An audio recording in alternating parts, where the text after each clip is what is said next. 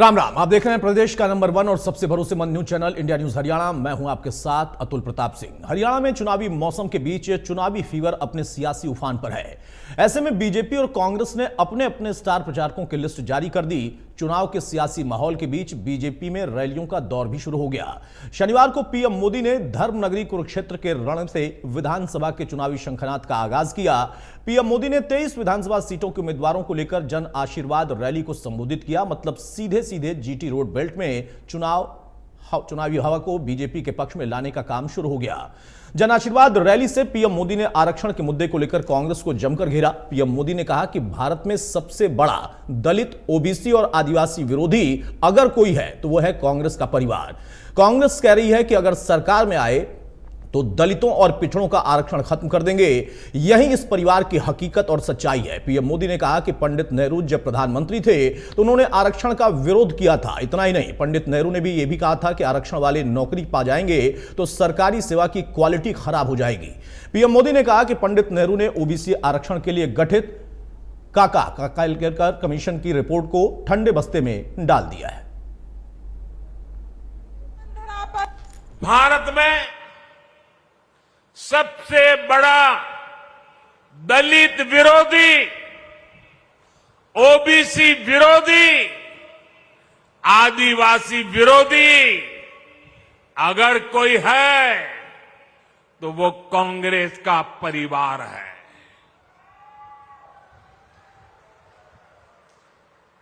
अभी इन लोगों ने कहा है कि सरकार में आए तो दलितों, पिछड़ों का आरक्षण खत्म कर देंगे। यही इस परिवार की सच्चाई है। नेहरू जी जब पीएम थे तो उन्होंने आरक्षण का विरोध किया था। राज्यों के मुख्यमंत्रियों को चिट्ठी लिखी थी, सबूत मौजूद है। और इतना ही नहीं, नेहरू जी ने यह भी कहा था कि आरक्षण वाले नौकरी पा जाएंगे तो सरकारी सेवा की क्वालिटी खराब हो जाएगी।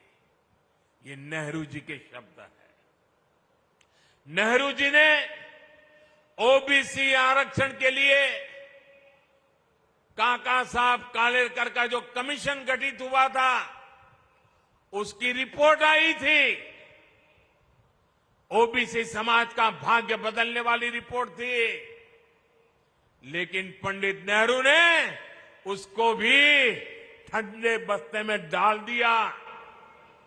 नेहरू जी के बाद जब इंदिरा जी आई तो उन्होंने भी ओबीसी आरक्षण पर रोक लगाकर रखी। जब देश ने उनको सजा दी, जनता पार्टी की सरकार बनी मोरारजी भाई के नेतृत्व में, तब मंडल आयोग बना।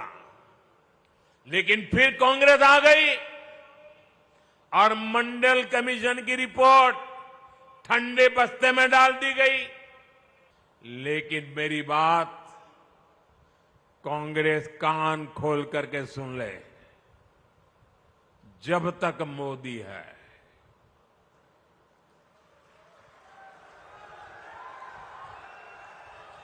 जब तक मोदी है तब तक बाबा साहब आंबेडकर के दिए आरक्षण में से रत्ती भर भी लूट नहीं करने दूंगा, हटाने नहीं देने दूंगा।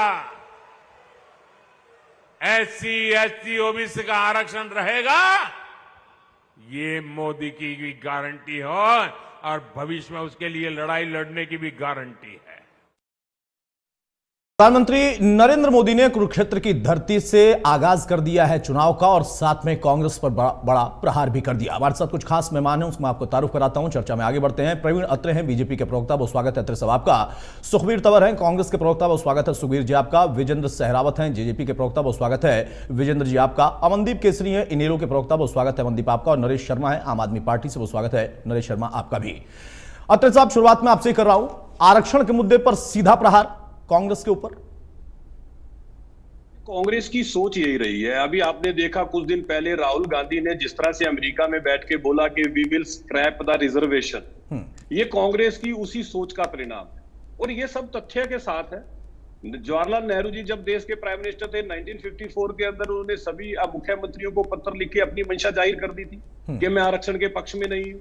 उन्होंने तो बाकायदा ये भी लिख दिया था कि अगर आरक्षण से जिन लोगों को नौकरी मिलेगी उससे जो है सरकारी कार्यकुशलता जो है इफेक्ट होगी। उसके बाद आप राजीव गांधी जी को देख लीजिए, उन्होंने जिस तरह से नेता प्रतिपक्ष होते हुए लोकसभा के अंदर मंडल कमीशन की रिपोर्ट पे जब चर्चा हो रही थी, 1.5 घंटा वो लगातार आरक्षण के विरोध में बोलते रहे।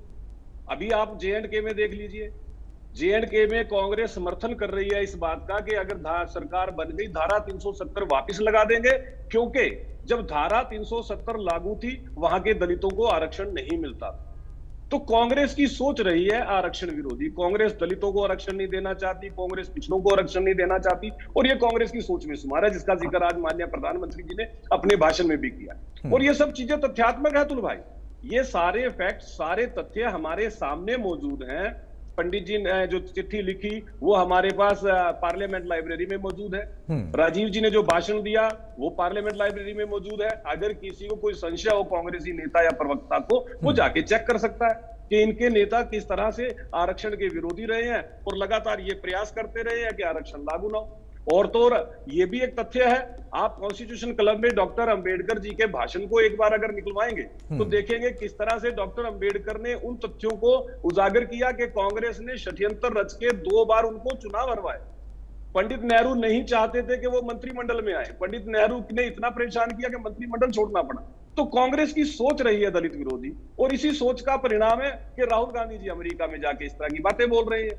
अब जब कांग्रेस की ये सोच देश की जनता के सामने एक एक करके आ रही है तो हमारे कांग्रेसी मित्र तिल मिला रहे हैं, क्योंकि आज तक लगातार झूठ की राजनीति करने वाली कांग्रेस, तुष्टीकरण की राजनीति करने वाली कांग्रेस, उसका असली चेहरा देश की जनता के सामने आ गया। माननीय प्रधानमंत्री ने जब इन तथ्यों के साथ अपने भाषण में इन तथ्यों को बताया तो मुझे लगता है कि प्रदेश की जनता बेहतर देख पाएगी कि ये कांग्रेस किस तरह से आरक्षण विरोधी है, किस तरह से दलित विरोधी है, किस तरह से पिछड़ा वर्ग विरोधी है। और वो मुझे लगता है कि उसका असर हमें चुनाव में भी देखने को जरूर मिलेगा। सुखबीर तंवर भाई, लोकसभा चुनाव के दौरान आरक्षण, संविधान के साथ छेड़खानी, बहुत सारे आरोप कांग्रेस की तरफ से, इंडिया गठबंधन की तरफ से लगाए गए थे और फिर बीजेपी ने कहा भी था कि यह भ्रम फैलाया जा रहा है। लेकिन इस बार जो बात आपके नेता ने कह दी, अब बीजेपी उसी मुद्दे को आपके लिए हथियार के तौर पर इस्तेमाल करेगी। देखिए अतुल जी, जिस प्रकार से आज माननीय प्रधानमंत्री जी ने हरियाणा की धरती पे जो घिसी पिटी बात करी, वो सारी बातें लोकसभा चुनाव के दौरान कह चुके हैं। और जिस तरह से 10 में से 10 की ये बात करते थे, उसमें क्या हुआ था ये मुझे कहने की आवश्यकता नहीं है। 5 सीटों पे सिमट गए थे, जो बची हुई सीटें थी उनमें भी जिस प्रकार का पहले जो अंतर था उसके बाद क्या क्या हुआ था वो भी एक अलग बात है। और 2013 में आज जिस प्रकार से किसानों के बड़े हितैषी बन के हरियाणा में बात कर रहे थे, 2013 में कहा था कि स्वामीनाथन कमेटी की रिपोर्ट को दिल्ली की गद्दी पे बैठते ही लागू करेंगे। वो पहली कलम की जो बात थी तो पहली कलम कहीं टूट गई या पूंजीपतियों का गिरवी कर दी। इसके अलावा वायदा ये भी था किसानों के लिए, 2016 में कहा था, बड़े बड़े इश्तेहार दिए गए थे कि 2022 तक किसान की आय दुगनी कर देंगे। आय तो दुगनी नहीं करी, आज कीमत किस तरह से बढ़ी है, जिस तरह से जीएसटी और दूसरे विषय आए हैं वो मुझे कहने की आवश्यकता नहीं है। और 2022 तक आय तो दुगनी नहीं हुई। निश्चित तौर पे इसके परिप्रेक्ष्य में क्या लाए, 3 काले कानून, और 3 काले कानून में 13 महीने किसानों का आंदोलन। सुखबीर भाई, किसान और कानून पर बहुत चर्चा हुई है और आगे भी आप चर्चा करते रहेंगे। आरक्षण को लेकर स्पेसिफिक सीधा आरोप आप पर लगा है। स्वामीनाथन आयोग का जिक्र कांग्रेस तो न करे, कम से कम ज्यादा बेहतर होगा, वरना बीजेपी पलटवार भी करेगी, बाकी पार्टियां भी पूछेंगी कि बनाया आपने, लागू क्यों नहीं किया। आरक्षण को लेकर आप पर आरोप लग रहा है। अरे मैं जो शुरू, क्या उन्होंने आज इसकी बात नहीं करी? क्या एमएसपी की बात नहीं करी? कैसी बात कर रहे हैं आप? कृपया करके आप बात को सुनिए। अरे भाई, कृपया करके आप भी समझिए, मैं आरक्षण की बात कर रहा हूं, बाकी जो मसले हैं उसका जवाब आप देते रहिएगा। आरक्षण को लेकर अत्रे साहब का कहना है कि तथ्यों के साथ आरोप लगा रहे हैं। हाँ, तथ्यों के साथ ही बात करेंगे, तथ्यों के साथ ही बात करेंगे। कृपया करके शांति से धैर्य सुनिए आप। जिस प्रकार से आज प्रधानमंत्री जी ने आरक्षण की बात करी, मुझे बताएं अत्रे जी या प्रधानमंत्री जी बताएं, आखिर इस देश में स्वतंत्रता के बाद आरक्षण दिया किसने? क्या मोदी जी ने दिया? क्या भारतीय जनता पार्टी मैं ने जवाब देना ये- चाहूंगा, मैं ये जवाब देना बस चाहूंगा। आ इस रहा हूं, बात का कोई मतलब नहीं है। और इसके अलावा अतुल भाई सुनिए, क्या जो चोर दरवाजे से आईएएस में जो ये एंट्री करवा रहे हैं जिसमें कोई आरक्षण का प्रावधान नहीं है, क्या ये चोरी नहीं है? बिना तथ्यों की बात करते हैं। और जिस प्रकार से बीजेपी के बिहार के चुनाव में जो बीजेपी और इसके नेताओं ने क्या कहा था आरक्षण के बारे में, ये हर बात में लिखकर शेयर करते हैं। हरियाणा प्रदेश की जनता इनको पूर्णतः भली भांति जान चुकी है। और जाति जनगणना से क्यों इनकार करते हैं? बताइए क्यों इनकार करते हैं, क्या दिक्कत है?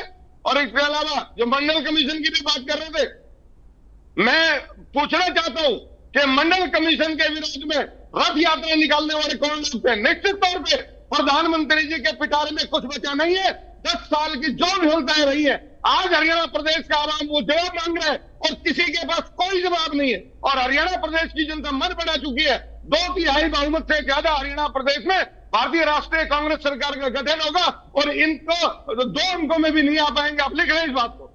नहीं, मैं लिख लेता तो भाई हूं कुछ कि नहीं आपकी दो। सरकार आएगी, लेकिन मैं अभी मानूंगा नहीं, लिख के रख लेता हूं, लेकिन जब नतीजा लिखिए, आएगा तभी लिखिए, मानूंगा, जरूर क्योंकि लिखिए अभी तो 5 लोगों का दावा ही रहेगा, सबका निश्चित दावा तौर पे, है। निश्चित तौर बहरहाल, पे, आप अत्रे लिखिए। साहब जल्दी से छोटा जी काउंटर। जी देखिए, हाँ जी जी देखिए अतुल भाई, पहली बात तो ये है कि कांग्रेस प्रवक्ता ने ये पूछा कि आरक्षण दिया किसने। भाई आरक्षण संविधान ने दिया, डॉक्टर भीमराव अंबेडकर ने संविधान में बाकायदा नेतृत्व में बनाया अरे सुनिए संविधान? सुनिए, सरकार अरे सुन लीजिए भाई, कौन सी बीच में मत बोलिए। सरकार इनको कौन थी? रोकिए, ये भी इनको बताओ रोकिए। ना, अतुल सरकार भाई कौन इनको थी? रोकिए। किसकी इनको सरकार रोकिए। थी? बताइए। अरे इनको अरे भाई बीच में मत बोलो, आप जब बोल नहीं, बता दो ना, सरकार अरे के मैं बता बारे रहा में हूं, वही पूछा मैं बता आपसे। वही बात। एक अरे मैं मिनट बता रहा हूं सुखबीर भाई। तंवर, अरे भाई बीच में मत चर्चा कर बोलिए। रहे हैं ना, लड़ने थोड़े ना है, चर्चा करने आए। हाँ, हाँ, ठीक है। देखिए अरे ऐसा नहीं, है कि सवाल का जवाब दे। अरे सवाल का ही जवाब देंगे, जब आप यार, सुनेंगे तब तो सुन पाएंगे ना। डिस्टर्ब मत करो भाई, डिस्टर्ब बेहूदी बात करते हैं। देखिए बेहूदी बात आप कर रहे हो क्योंकि आप तथ्यों को देख नहीं रहे हो।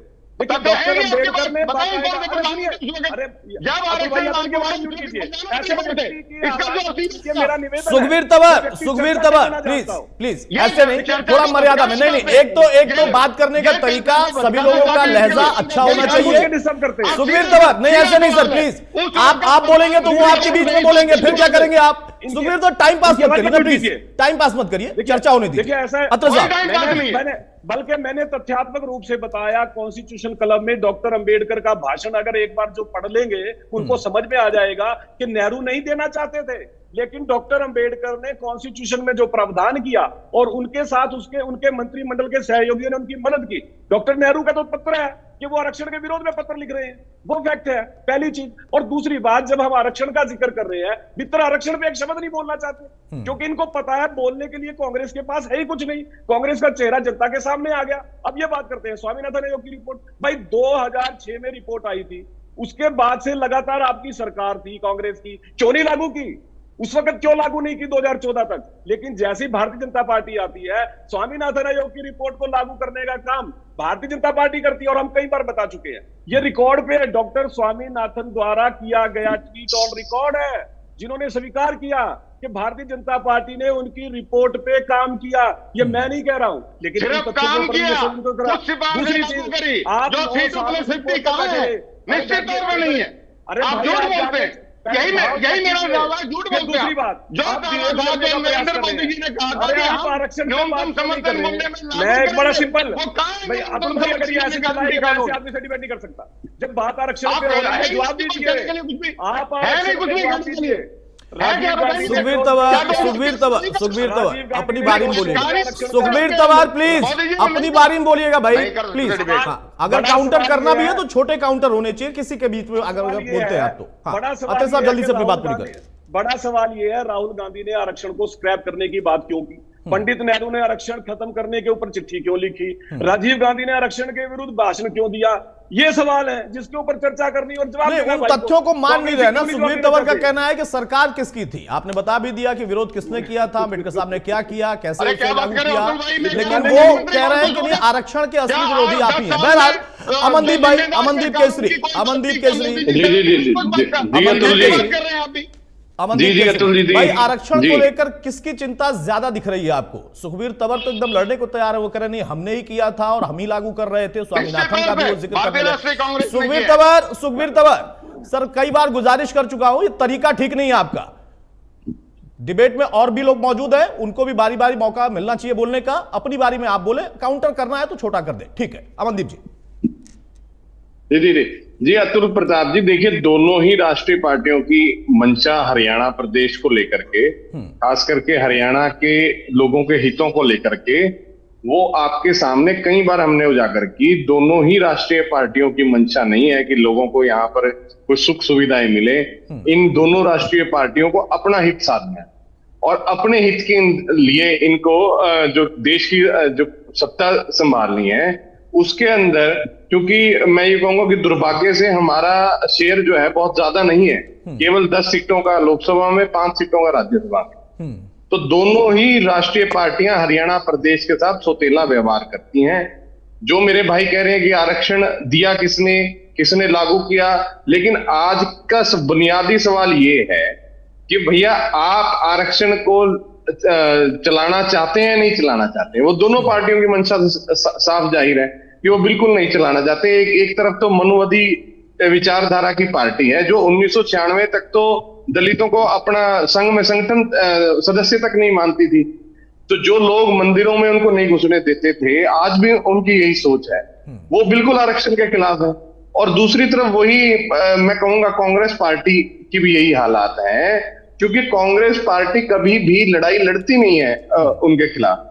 वो तो केवल राहुल गांधी तो जैसा दिख रहा है उनको कि अगर भाई भारतीय जनता पार्टी की सत्ता बन रही है, शायद लोग चाहते हैं आरक्षण खत्म हो जाए, तो वो हमेशा से मुद्दों पर सरेंडर करते हैं। हरियाणा के जो है विषय के अंदर आपने देखा ही होगा कि किस प्रकार से जो सर्वे सर्वा कांग्रेस के बनते हैं, वो किस प्रकार कितना नॉन सीरियसनेस हरियाणा के विषयों के ऊपर दिखाते हैं। तो ये दोनों ही राष्ट्रीय पार्टियों से अतुल प्रताप जी, चाहे उन किसान काले कानूनों की बात हो, उनका मसौदा मेरे भाई बता दीजिए कांग्रेस के प्रवक्ता, क्या कांग्रेस ने पेश नहीं किया था अपनी सरकार में? क्या वो बिल नहीं आया था जिसके पक्ष में दीपेंद्र हुड्डा कह रहे थे कि हम हरियाणा में 2 फुट का आलू उगा देंगे?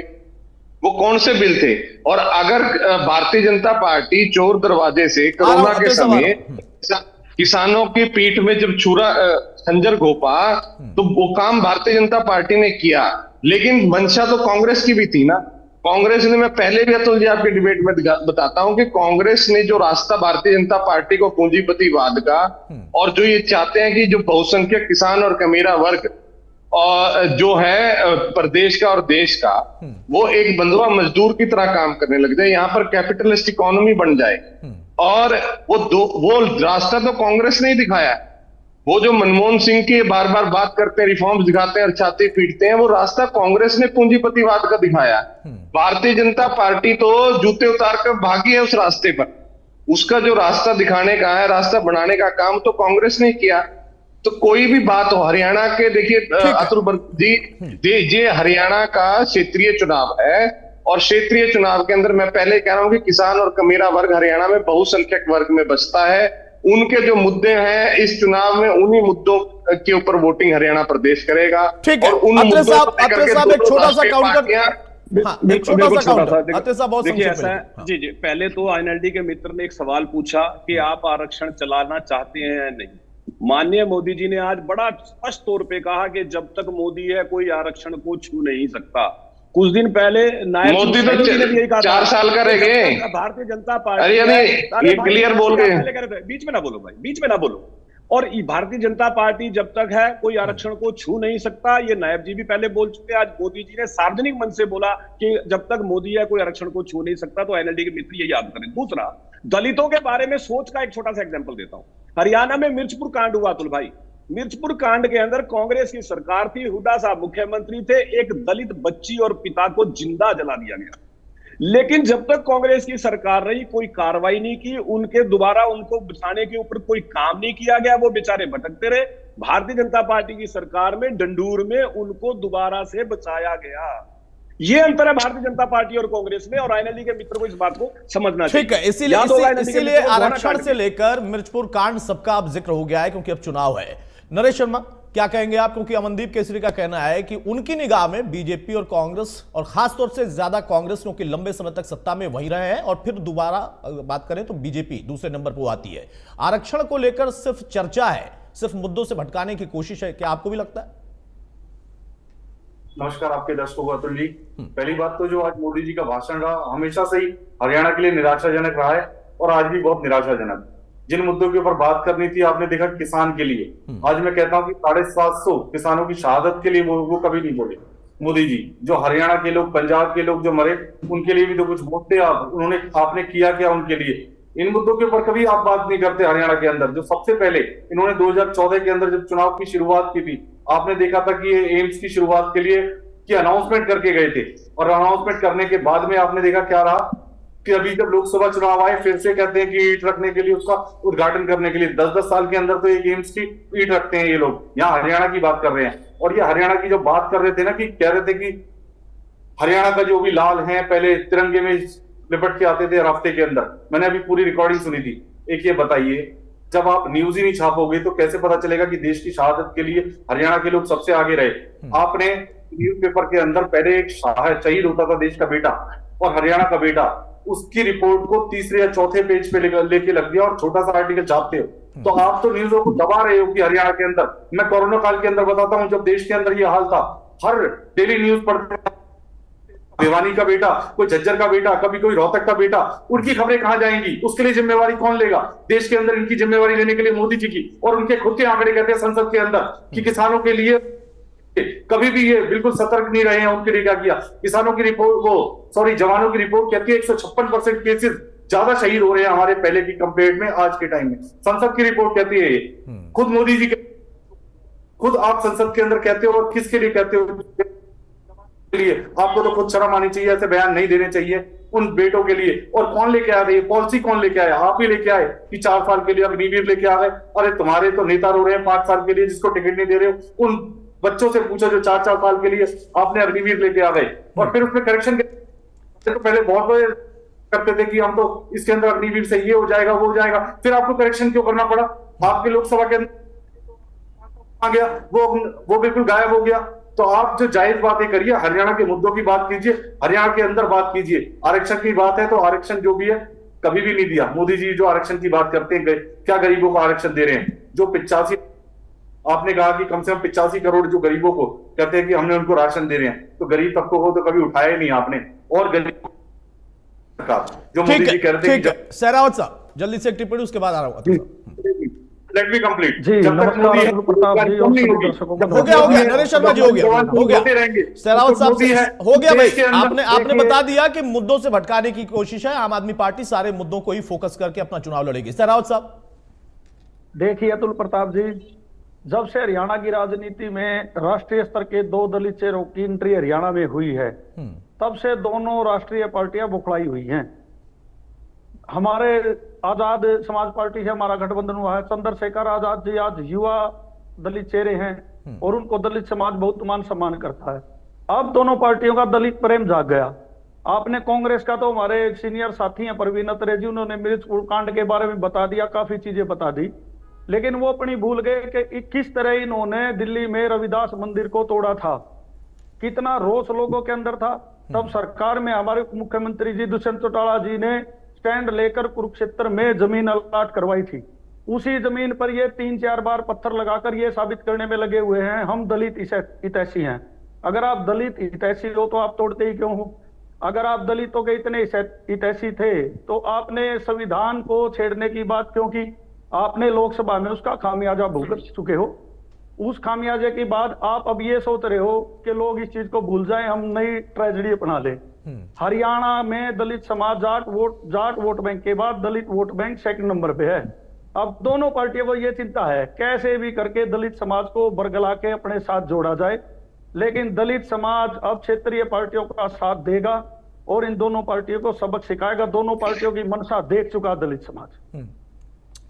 सुखबीर तंवर, जल्दी से कमेंट, फिर अत्ते साहब आऊंगा आपके पास। सुखबीर तंवर भाई, कांग्रेस भी उतने ही निशाने पर है बाकी अन्य पार्टियों के जितना कि आपके निशाने पर बीजेपी है आरक्षण को लेकर। देखिए अतुल जी, मैंने जो सवाल उठाए, परवीन अत्रे जी जब बात कर रहे थे, मैं पुनः विनम्रता से पूछना चाहता हूं कि जिस वक्त आरक्षण लागू किया गया, जिस वक्त संविधान बनाया गया, और उस वक्त प्रधानमंत्री कौन थे और सरकार किसकी थी? नंबर 1 बात है, इसमें कोई संदेह नहीं है, आरक्षण जो दिया गया वो भारतीय राष्ट्रीय कांग्रेस के द्वारा दिया गया। और ये जो प्रलाप माननीय मोदी जी ने आज हरियाणा प्रदेश की धरती पे किया, और जो झूठ बोलने का प्रयास किया कुरुक्षेत्र की पावन भूमि पे, निश्चित तौर पे वो दुर्भाग्यपूर्ण है और मैं तो उसकी बहुत कड़ी भर्त्सना करता हूं। लेकिन उनको राहुल गांधी ने बताना जो चाहिए कहा था। उसी को तो आधार बनाया गया ना। राहुल गांधी ने क्यों ऐसा कहा? देखिए राहुल गांधी ने क्या कहा विषय वो नहीं है। विषय ये है कि इन्होंने अरे जो जब झूठ जब बोली जब और मोहन जो भागवत अंग्रेजी कुछ कह झूठ सकते बोल हैं और रहे आप उसको विषय बना सकते हैं, जो कि बीजेपी के नहीं है, नहीं, उनका मैं आरएसएस जो के है, कहना लेकिन चाह रहा आपने हूं, उसको बीजेपी से अतीत में जोड़ा। इनके तो राहुल गांधी के नेताओं ने- बयान पर भी तो चर्चा होगी ना। अतुल, इनेलो सुनिए मेरी इनेलो के बात। साथ बसपा का भी गठबंधन है और मैं- मायावती ने भी मैं- खुलकर उसका मैं विरोध वही किया कह रहा था। हूं कि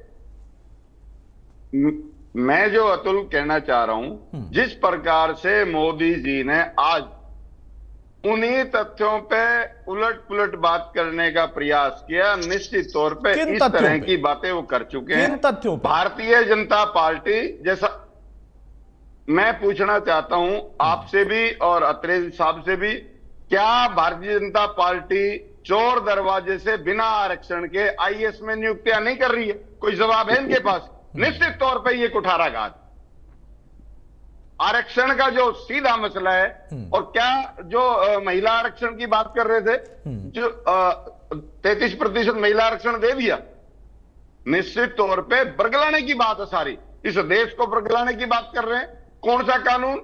अरे पहले जब गणना नहीं है, कोई विषय नहीं है, आप कह रहे हैं कि हमने महिला आरक्षण लागू कर दिया। ये सारी झूठी तसल्ली देने वाली बात है। इसके अलावा जो लंबी चौड़ी बात कर रहे थे, खाद की काला बाजारी निरंतर 10 वर्ष से चल रही है, जब से इनका कुशासन है। और अभी बात कर रहे थे, मोदी जी भी करके गए, 10 में से कितनी बार 10 साल के शासन में से कितनी बार ये हरियाणा जड़ा, मुझे कहने की आवश्यकता नहीं है। और जब जो जाट आरक्षण आंदोलन चल रहा था, उस वक्त तत्कालीन मुख्यमंत्री मनोहर लाल जी खट्टर क्या हरियाणा से रूपोष नहीं हो गए थे?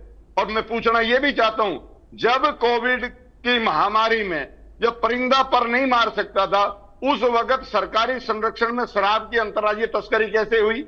और उसी वक्त कैसे रजिस्ट्रियों का घोटाला हुआ? और कैसे 10 वर्ष में हरियाणा प्रदेश बेरोजगारी में नंबर 1 हो गया? और कैसे पोर्टल के नाम पे प्रॉपर्टी आईडी में जिस तरह से 90% से ज्यादा त्रुटियां और उनको ठीक करवाने के लिए जिस प्रकार से नवीन आयाम भ्रष्टाचार के स्थापित हो गए, उसका जिम्मेदार कौन है? और जिस तरह से इन्होंने परिवार पहचान पत्र 3 वर्ष से ज्यादा जो त्रुटियों को ठीक करवाने के लिए आज भी लोग परेशान हैं, उसका जिम्मेदार कौन है? और पंचायती राज में 10 वर्ष में से 4 वर्ष जिस तरह से पूरा प्रदेश पंचायती राज और ग्रामीण व्यवस्था विकास से महरूम रही, इनकी तो कोई जिम्मेदारी है नहीं।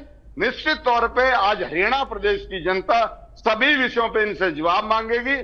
ठीक है, जवाब ले लेते हैं। अत्रे साहब से जवाब ले लेते हैं। अत्रे साहब, भाई आरक्षण के साथ साथ बहुत सारे ऐसे विषय भी उठा दिया यहाँ पर कांग्रेस के प्रवक्ता ने, जो कि हरियाणा से ताल्लुक रखते हैं आपके 10 साल के शासनकाल में।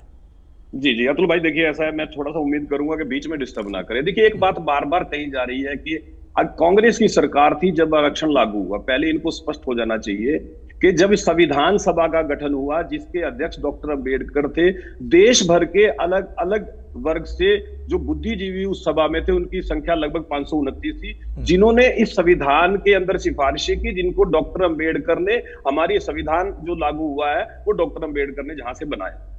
कोई भी सरकार होती है अतुल भाई, संविधान सभा द्वारा दिया गया संविधान उसको लागू करना ही था। इस बात को पहले कांग्रेसी प्रवक्ता को समझ लेना चाहिए। दूसरी बात, मैं हैरान यहां पे एक बात से बहुत, जब विषय आ रहा है आरक्षण का, विषय हमारा दलित भाइयों का, हमारे पिछड़े भाइयों का, ना कांग्रेस के प्रवक्ता इस विषय पे बात करना चाहते, ना जेजेपी के प्रवक्ता इस विषय पे बात करना चाहते, ना आम आदमी पार्टी के प्रवक्ता करना चाहते। मैं हैरान इस बात से हूं कि इनको दलित भाई, पिछड़ा वर्ग के भाइयों के विषय पे चर्चा करना इनको ठीक नहीं लग रहा। दूसरी बात, यहां पे जेजेपी के प्रवक्ता ने क्या बोला, देखिए कुरुक्षेत्र के अंदर दुष्यंत जी ने जमीन अलॉट की थी। अरे भाई, मनोहर लाल जी मुख्यमंत्री थे, रविदास जी के लिए, उनके भव्य मंदिर के लिए सरकार ने जमीन दी, ना कि दुष्यंत जी ने दी, मनोहर जी ने दी थी। और 25 करोड़ रुपया मनोहर जी ने, सरकार ने उसके अंदर दिया कि वहां पे भव्य गुरु रविदास जी का मंदिर का निर्माण हो, जिसके ऊपर काम चल रहा है। ये मनोहर जी मुख्यमंत्री थे जिन्होंने ये जमीन अलॉट की थी, जिन्होंने ये 25 करोड़ रुपए का फंड दिया था। पहले जेजेपी के प्रवक्ता को ये समझ लेना चाहिए। दूसरी बात देखिए, एक बात यहाँ पे बार बार की, एक बड़ा अजीब सा झूठ बोला कांग्रेस के प्रवक्ता ने। देखिए आप आईएएस के अंदर रिजर्वेशन खत्म करके अपॉइंटमेंट कर रहे हैं। अतुल भाई कोई भी सुनेगा तो हंसेगा। यूपीएससी जो है वो आईएएस अपॉइंट करती है, आईएएस आईपीएस हम सब जानते हैं, और यूपीएससी के अंदर रिजर्वेशन और ये सब पैटर्न बने हुए हैं। इसके ऊपर मुझे नहीं लगता कि मुझे कुछ कहने की भी जरूरत है। लेकिन ये जो बात कहना चाह रहे हैं इनको शायद उसकी जानकारी नहीं। जो अंडर सेक्रेटरी स्तर के अधिकारी जिसका ये एक्चुअल जिक्र करना चाहते हैं, इनको पता नहीं है कि हर सरकार करती है। डॉक्टर मनमोहन सिंह ने भी किया, इंदिरा जी ने भी किया। इनकी जानकारी के लिए बता दूं, इंदिरा जी के जो पीए थे J&K से थे, मैं नाम भूल रहा हूं, वो विदेश से उनको इंदिरा जी लेके आई थी, इसी तरह से उनको अपॉइंट किया गया था। ये पहले अपनी जानकारियां दुरुस्त करके आए। ये सरकार जो है देवन से कर रही है और ये सरकार के अंदर होता है। पहले इस चीज को ठीक करें। अब बात आ जाती है दूसरे विषयों की। देखिए किसानों के बारे में, किसान भाइयों का विषय, मैं इनसे एक सवाल पूछना चाहता हूं। हमारी सरकार ने किसान भाइयों के लिए जो किया, क्या इससे पहले की किसी सरकार ने किया? आज हरियाणा प्रदेश में किसानों के लिए 50 से ज्यादा योजनाएं चल रही है अतुल भाई। किसान के खाते में सीधा पैसा जाएगा, ये प्रावधान भी हमने किया था। कांग्रेस ने उसका विरोध किया था।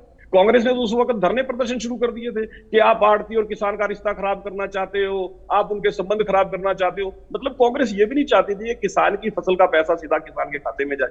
हमने ये प्रोविजन किया, और अगर पैसा 72 घंटे से लेट होगा तो ब्याज दिया जाएगा, ये प्रोविजन भी हमने किया।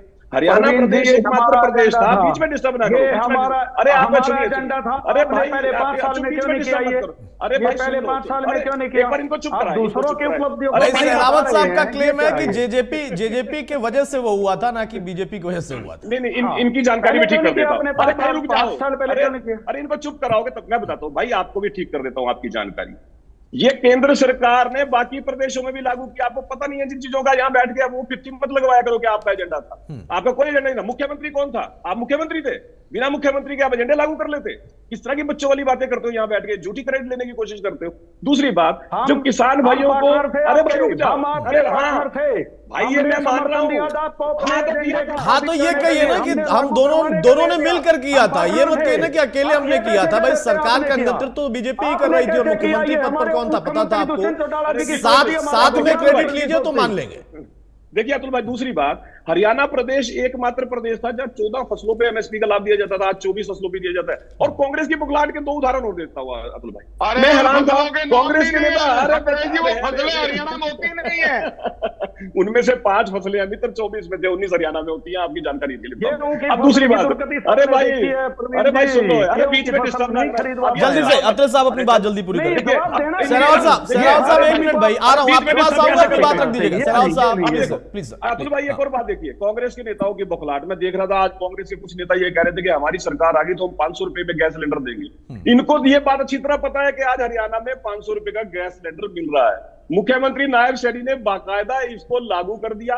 15 अगस्त को इसका बेनिफिशियरी के खाते में चली गई है।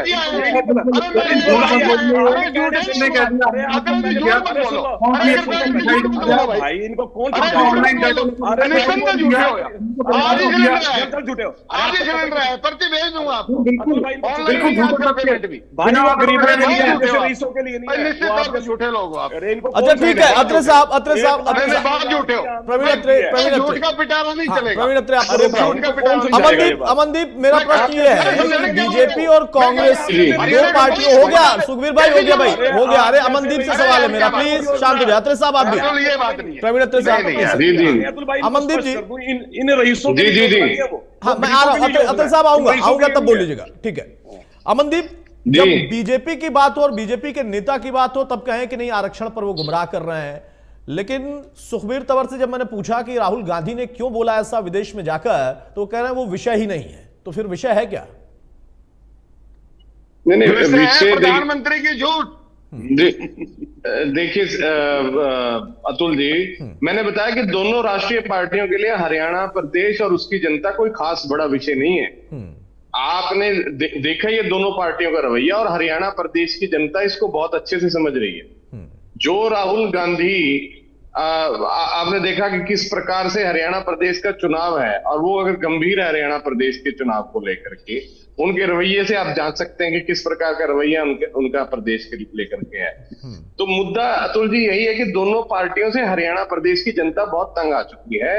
और जो कांग्रेस ने बार बार, मैं तो यही कहूंगा कि जो कांग्रेस ने लूट शुरू की थी, भूपेंद्र सिंह हुड्डा ने जो लूट शुरू की थी, और हमने जो चार्जशीट बनाकर भारतीय जनता पार्टी को भूपेंद्र हुड्डा के खिलाफ सौंपी, तो भारतीय जनता पार्टी ने भी उस पर कोई काम नहीं किया। और मैं तो आपको साथ तथ्य के साथ बताऊंगा, प्रवीण अत्रे जी अभी स्टेज साझा कर रहे हैं, उन लोगों के साथ भी भारतीय जनता पार्टी ने टिकट दिया जो भूपेंद्र सिंह हुड्डा के साथ ये लैंड डील्स करते थे, जो बड़ी बड़ी कंपनियों में जिनके हिस्से थे।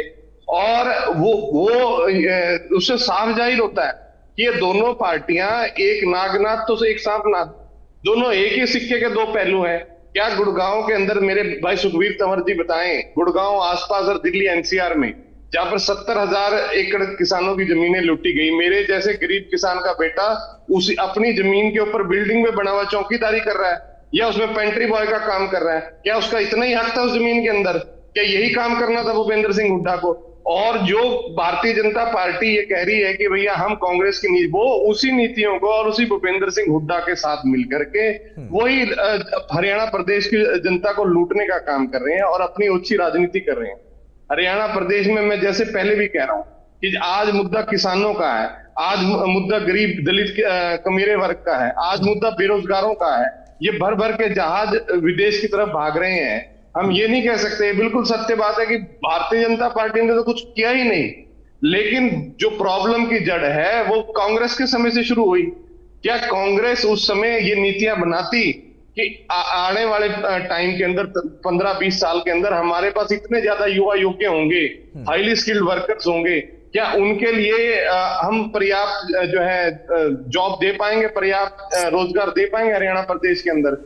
वो दोनों ही पार्टियां नहीं चाहती, केवल और केवल झूठ का पुलिंदा है। अब ये कहेंगे कि डाटा गलत है, अरे भाई प्रत्येक गांव से हजारों की संख्या में, 1000 तक पहुंच गए कई गांव में संख्या, 1000 छोटे कम संख्या नहीं होती प्रवीण अत्रे जी युवाओं की जो बाहर जा चुके हैं। और आपको और ज्यादा पता, आप जाके देखिए अपने पैतृक गांव में जो आसपास हैं, आप तो बैठे रहते हैं वहां पर चंडीगढ़ सेक्रेटरीट में, वहां से नीचे उतरिए, वहां से उतर करके 100 किलोमीटर बाद हरियाणा शुरू होता है और वहां पर हालात देखिए क्या है। और आज हरियाणा प्रदेश की जनता इन दोनों राष्ट्रीय पार्टियों की जो नीतियों से पूरी तरह अवगत हो चुकी है और इनकी नीतियों से पूरी तरह से तंग है। और इसीलिए हरियाणा प्रदेश की जनता बहुजन समाज पार्टी और इंडियन नेशनल लोकदल, जो गरीब किसान कमीरे वर्ग का गठबंधन है, उसको हरियाणा प्रदेश के चुनाव में चुनने जा रही है। जनता जिताएगी आपको, ठीक है, आपका भी दावा करने का अधिकार भी है। अत्रे साहब आऊंगा, एक ही साथ जवाब दे दीजिएगा। नरेश शर्मा जी बताइए भाई, आप भी दावा कर सकते हैं, लेकिन आरक्षण पर किसकी चिंता मुझे बार बार समझ में नहीं आ रहा है कि किसकी चिंता वाजिब है, किसके तथ्य सही हैं? क्योंकि तंवर साहब के तथ्य अपने हैं, जो बात अत्रे साहब कह रहे हैं वो कह रहे हैं कि जाकर देख लीजिए, वो दस्तावेज मौजूद हैं, वो बयान मौजूद हैं, लेकिन तंवर साहब नहीं मान रहे। अतुल जी, आज जो इस हरियाणा के अंदर ये बात कही होनी चाहिए आरक्षण के लिए, बात करनी चाहिए थी, बेरोजगारी के लिए बात करनी चाहिए। आरक्षण जो आदमी भूखा पड़ा है उसको खाना देने की बात हो रही है और वहां पे लेके आप ये फालतू की आरक्षण की बात लेके आ गए। कम से कम हरियाणा के लोगों की बात करते, हरियाणा के लोगों के भविष्य के लिए बात करते। हरियाणा, मैं अपने शब्द नहीं है, अच्छा शब्द वापस ले लिया आपने, ठीक, अच्छा किया। सुनिए, वो जो महत्वपूर्ण मुद्दे हैं उसके ऊपर बात नहीं करने के अलावा मोदी जी ऐसी बातें करके गए हैं जिनके ऊपर जो जवानों के लिए खुद ही नहीं बोलना चाहिए था इसके ऊपर, क्योंकि जवानों के लिए आज तक कुछ नहीं कर पाए। किसानों के लिए कुछ शहादत जितने किसान दे चुके हैं उसके ऊपर कुछ नहीं बोलना चाहिए था। आपको पता है कि भगवंत मान जी और अरविंद केजरीवाल जी 1 लाख रुपए, जवान कोई भी शहीद होता है उसके लिए 1 करोड़ रुपए उसके परिवार को आर्थिक सहायता देते हैं। और यही हमने पंजाब के अंदर भी करके दिखाया। पंजाब के अंदर देखा आपने, हमारे किसान जो शहीद हुए थे उनकी शहादत के उनको परिवारों को 1 करोड़ रुपए दिया और बाकायदा नौकरी 650 परिवारों को नौकरी भी दी गई। तो आप ये देखिए कि हितैषी कौन है। हम तो कहते हैं कि हम किसानों की सेवा कर रहे हैं, हम जवानों की सेवा कर रहे हैं, अपने बच्चों के भविष्य। कोई नहीं शिक्षा के लिए बात करता था, शिक्षा की बात करने वाले इस देश के अंदर कोई नहीं था। सिर्फ अरविंद केजरीवाल जी ने क्रांति लेके आई, तभी लोग ये बोलते हैं शिक्षा को कैसे इंप्रूव करना है, नहीं तो स्वास्थ्य की कोई बात नहीं करता था आज तक। क्योंकि जब आपका बच्चा सवाल करने लगेगा तो ही, क्योंकि आजकल जो बच्चा जो उन्हें शिक्षा देके मोदी जी सवाल करने लगा तब इन्हें बुरा लगने लगा। क्योंकि शिक्षित करने के लिए, क्योंकि हरियाणा के अंदर आपने देखा कितने स्कूल बंद कर चुके हैं। खुद हाईकोर्ट लाख रुपए की पेनल्टी किसके ऊपर डाली, शिक्षा विभाग के ऊपर डाली। इसके ऊपर तो बात ही नहीं करनी चाहिए। आप शिक्षा के लिए, स्वास्थ्य के लिए, उन मूलभूत सुविधाओं के लिए बात कीजिए, क्योंकि हरियाणा को जिसकी जरूरत है ताकि हमारा बच्चा आगे युवा बने, उसके रोजगार मिले हरियाणा को, तो अपने आप इंडिपेंडेंट हो जाएगा, राजनीति की दिशा बदलेगा, नए लोग राजनीति में आएंगे। जो मोदी जी कहते थे नए लोग, कितने लोगों को उसने रोजगार दिया मोदी जी ने। और ये बताइए कि जो आरक्षण की बात करते थे 2029, मोदी जी अपने जाने से पहले क्यों नहीं, इस बार कितना आरक्षण दे दिया, महिलाओं को कितनी सीट दी है उन्होंने महिलाओं को, ये बताएंगे कृपया करके। तो आरक्षण की बात करने के लिए उनको खुद बंद कर देना चाहिए, क्योंकि आरक्षण देना था तो महिलाओं को देते आप। किसी भी दल ने कितने महिलाओं को दिया खुद बता दीजिए। आरक्षण की बात करना बंद कर दिए कम से कम। ठीक है सहरावत साहब, भाई क्रेडिट तो आप ले रहे हैं, लेकिन प्रवीण अत्रे का ये कहना है कि हमारी मंशा, वो चाहे किसान के लिए थी, वो चाहे आरक्षण को लेकर थी, अगर आपके साथ गठबंधन में भी सरकार चला रहे तो हमारी वो मंशा थी और आपका साथ था। आज आप उनको क्रेडिट नहीं दे रहे। देखिए अतुल प्रताप जी, प्रवीण अत्रे जी हमारे बड़े सीनियर प्रवक्ता हैं, इनको बात घुमाना आता है। हम इनसे कोई सवाल पूछेंगे उससे अलग सवाल में जवाब देंगे, वो सवाल का जवाब नहीं देंगे। अगर ये एससी समाज के हितैषी हैं तो इन्होंने रविदास मंदिर को क्यों तोड़ा? रविदास मंदिर का सबसे पहले जो मुहूर्त किया, लोकार्पण किया, वो हमारे दुष्यंत चौटाला जी ने किया था। ये दोबारा पत्थरों को उखाड़ के अपने लगा के, इनकी ये तरीका है इन लोगों का। ये हमारे प्रवक्ता साथी चंडीगढ़ में बैठते हैं, इनको धरातल का पता नहीं। ये बार बार पहले कभी ये आरक्षण को छेड़ते हैं, कभी वो छेड़ते हैं। आप गांव में आकर देखना, मैं एक गांव से हूं, मुझे पता है दलित समाज की आज भी हमारे गांव में देहात में क्या हालत है। करीब 80% दलित आज भी बेचारे अगर मजदूरी नहीं करेंगे तो उनके बच्चों को खाना नहीं मिलता। आज भी उन लोगों को सुविधाओं की बहुत ज्यादा जरूरत है। ये दलितों के नाम पे स्कीम अलाट करते हैं। सहरावत साहब, ये आज ही हो गया या जब आप सरकार में थे तब भी ये हाल था? नहीं, हमने इनकी कोशिश की है। बीजेपी की एक आदत है, जो इनको लगता है कि भाई ये तुम्हारे लिए खतरा ना बन जाए, ये उसको हटा देते हैं। ये तो पार्टी की पार्टी खाने की इच्छा है ना, तो कुलदीप बिश्नोई जी की पार्टी खा ली। मनसा तो इनकी यह भी थी, लेकिन हम इनसे दबने वाले नहीं थे। अगर ये किसान हितैषी होते तो हमारा फरवरी मार्च में गठबंधन टूट गया था। तो गेहूं की फसल पर किसानों की जो बर्बादी हुई है आप जाके देख लेना। किसानों के पैसे कितने जल्दी 24 घंटे आए वो सबको पता है। किसान कैसे मारा फिरा। अरे इनके संगत की वजह से तो हमें लोकसभा में ये झेलना पड़ा। हम तो हाथ जोड़ते हैं इनसे, भगवान बचाए ऐसे किसान हितैषियों से। अतुल भाई 4 साल सत्ता में रहकर सहरावत साहब अब आप हाथ जोड़ रहे हैं। बहरहाल अत्रे साहब जवाब दीजिए भाई। देखिए, एक तो पहली बात ये, जब दिल्ली गुरु रविदास मंदिर का जिक्र यहाँ जेजेपी के प्रवक्ता कर रहे थे, हाई कोर्ट दिल्ली का आदेश था जिसकी वजह से वहां पे दिल्ली जो म्युनिसिपल कॉर्पोरेशन है उसने कुछ कार्रवाई की थी, जिसका भारतीय जनता पार्टी या सरकार से कोई लेना नहीं था, वो कोर्ट का ऑर्डर। लेकिन जो कुरुक्षेत्र के अंदर गुरु रविदास जी के मंदिर का निर्माण हो रहा है, बाकायदा शिष्टमंडल मिला था। कृष्ण पंवार जी शिष्टमंडल में थे, हमारे एक पटौदी से विधायक हैं जरावता जी, वो थे, बनवारी लाल जी थे, जिन्होंने इस बात की डिमांड की थी। और मुख्यमंत्री मनोहर लाल ने तुरंत 5 एकड़ जमीन गुरु रविदास मंदिर के लिए अलॉट की थी और 25 करोड़ रुपया सैंक्शन किया था कि वहां पे भव्य मंदिर का निर्माण हो। ये जेजेपी के प्रवक्ता को समझ लेना चाहिए, झूठ बोल के यहाँ पे कुछ होने वाला नहीं है। अब सबसे बड़ी बात जो मैं एक बात यहाँ पे कहना चाहूंगा, देखिए संविधान के बारे में जो बार बार ये कह रहे हैं कि जी हमारी सरकार थी, हमारी सरकार थी। 1952 में देश में पहला चुनाव हुआ था और हमारा संविधान लागू हुआ था 1950। मतलब उस वक्त जो सरकार थी वो जनता के द्वारा चुनी गई सरकार नहीं थी। ये बात भी कांग्रेस के प्रवक्ता को पता होनी चाहिए। पहली चीज, कोई भी सरकार होती उसको संविधान सभा की वो संविधान जो रिपोर्ट थी या जो संविधान था वो लागू करना ही पड़ता। ये बात ये समझ के चले। अब विषय ये आ जाता है कि किसान भाइयों का जिक्र कर रहे हैं। देखिए अतुल भाई, मैं अब गिनवाना शुरू करूंगा। प्रधानमंत्री किसान सम्मान निधि किसने लागू की? हमारी सरकार ने लागू की। हम 72 घंटे के अंदर पेमेंट दे रहे हैं, उसके बाद ब्याज दे रहे हैं, ये मैं जिक्र कर चुका हूं। देखिए हरियाणा प्रदेश वो प्रदेश है अतुल भाई जिसने भावांतर भरपाई योजना लाके किसान की खेती को जोखिम फ्री किया। आज हरियाणा के अंदर ड्रिप इरिगेशन 85% तक सब्सिडी है।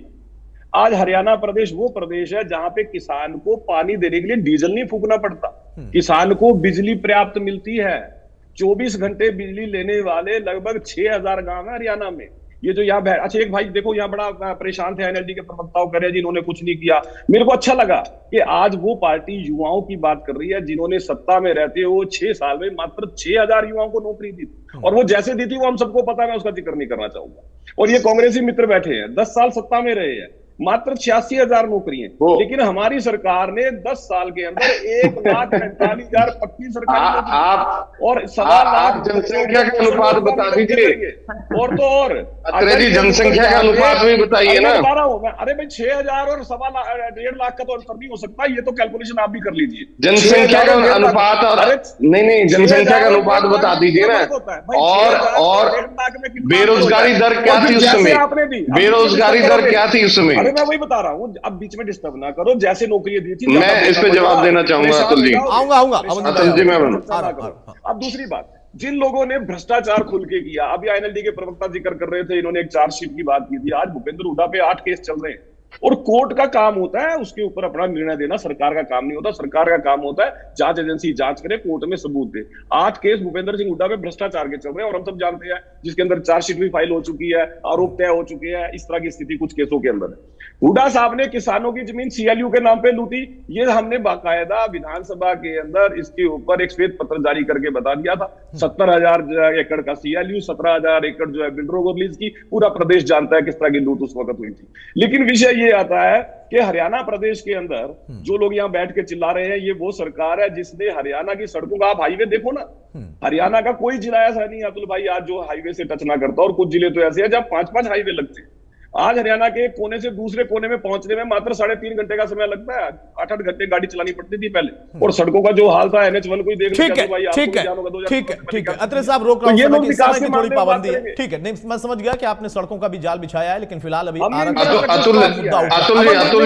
क्षेत्र के अंदर अमनदीप जल्दी से अतुल जी देखिए, अत्रे साहब 1 मिनट, अत्रे साहब हो गया। अतुल जी देखिए इनके खोखले दावे की यही हवा निकल जाती है कि अत्रे साहब को यह भी पता होना चाहिए कि जो लोगों को रोजगार, युवाओं को रोजगार देना जो है वो सरकार का दायित्व होता है। Directive principles of state policy, और सबको ये बात अरे यार 1 मिनट आप खुद ही चुप हो जाइए। अत्रे साहब हो गया सर, प्लीज अत्रे साहब, प्रवीण अत्रे प्लीज, प्रवीण अत्रे जी बोलिए। देखिए ये तो बिल्कुल सत्य है कि हिंदुस्तान जैसे देश, हरियाणा जैसे प्रदेश के अंदर, और हमें पता भी है कि सभी लोगों को सरकारी नौकरी नहीं मिल सकती। अगर डाटा जब से देश आजाद हुआ है तो कितने फीसदी, 1 या 2% है, लेकिन तो रोजगार देना सरकार का दायित्व है। सरकार की डायरेक्टिव प्रिंसिपल, अरे यार बोलने दोगे आप नहीं, directive principle of state policy में सरकार का दायित्व है। अगर युवाओं को रोजगार मिल रहा है, देश के अंदर युवाओं को रोजगार मिल रहा है तो सरकार की पॉलिसियों से मिलेगा। अगर बेरोजगारी दर देश के अंदर हरियाणा प्रदेश की सबसे ज्यादा है, ये नाकाबियत, ये नाकामी भारतीय जनता पार्टी की सरकार बड़ा झूठ है। आपने 2 करोड़ युवा, अगर करोड़ों युवा बेरोजगार है, 1 लाख को अगर आपने चपरासी लगा दिया तो यहाँ पर छाती मत पीटिए। अगर पीएचडी धारक युवा को चपरासी लगा दिया तो आप छाती मत पीटिए। समझाना चाहूंगा, आपसे ज्यादा पढ़े लिखे लोग अगर आपको पानी पिला रहे हैं तो बहुत शर्म की बात है। आज सेक्रेटरीट में पीएचडी धारक प्रवीण अत्रे जी को पानी पिलाता है तो बहुत शर्म की बात है देश के लिए, प्रदेश के लिए।